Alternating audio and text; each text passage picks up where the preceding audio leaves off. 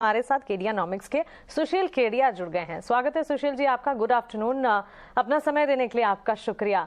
इस वक्त बाजार में जिस तरह से हमने देखा 2 हफ्तों की मजबूती के बाद एक ब्रीदर लिया है मार्केट ने। वीकली एक्सपायरी का दिन तो है ही।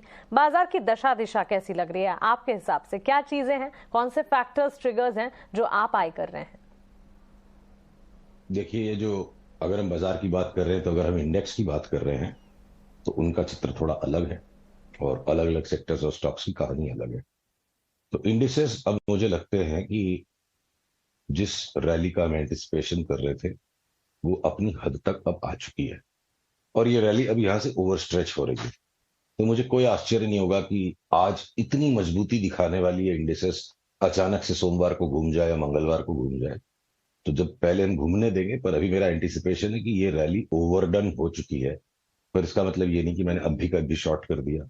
वो सिग्नल मुझे सोमवार की क्लोजिंग में मिलेगा, ट्यूसडे को मिलेगा, तो मैं उसके अगले दिन करूंगा। और ये अभी प्री एम्प्टिव कॉल है, पर मुझे जरा भी आश्चर्य नहीं होगा, subject to confirmatory signal coming on Monday Tuesday which we will post on Twitter.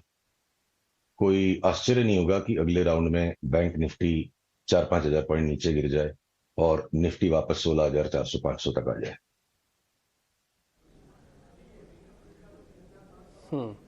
Interesting है सर। आप जब भी अपनी बात रखते हैं तो ये बात ज़रूर मार्केट में होती हुई दिखती है। खैर, आपके कई फॉलोअर्स में से एक फॉलोअर मैं भी हूँ आपका, तो जो रेगुलर आपके ट्वीट्स को देखता हूँ, समझता भी हूँ। सर, एक चीज़ मेरे को ज़रा ये बताइएगा, आपको वीकनेस अगर इंडेक्स में आएगी तो सर उसके कंपोनेंट्स के साथ ही आएगी। तो वो कौन कौन से ऐसे शेयर हैं वेटेज वाले जहां पर आपको लग रहा है कि इंडेक्स को गिराने में अब हेल्प करेंगे? निफ्टी अपने शेयरों के साथ ही नीचे आएगा? कुछ हद तक आपकी बात सही है, उसमें थोड़ी सी 1-2 लाइनें और ऐड करनी पड़ेगी, वो मैं कर देता हूं। तो देखिए, अगर ये 19,025 से जो निफ्टी का टॉप बन के नीचे आ रहे हैं, ये एक long term big bull market के अंदर एक सब्सटैंशियल करेक्शन चल रहा है। और उस करेक्शन का एक लेग पूरा हुआ था जब हम अभी कुछ दिनों पहले 16,800 तक गए थे।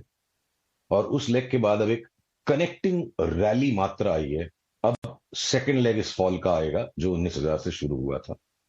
तो गिरते बाजार में शॉर्ट करने के लिए अलग शेयर्स की हम लिस्ट बनाते हैं बेस्ड ऑन रिलेटिव वीकनेस, और रैली के मार्केट में अलग स्टॉक्स की लिस्ट बनाते हैं कि इनको लेना है चाहे इंडेक्स गिरती भी जाए।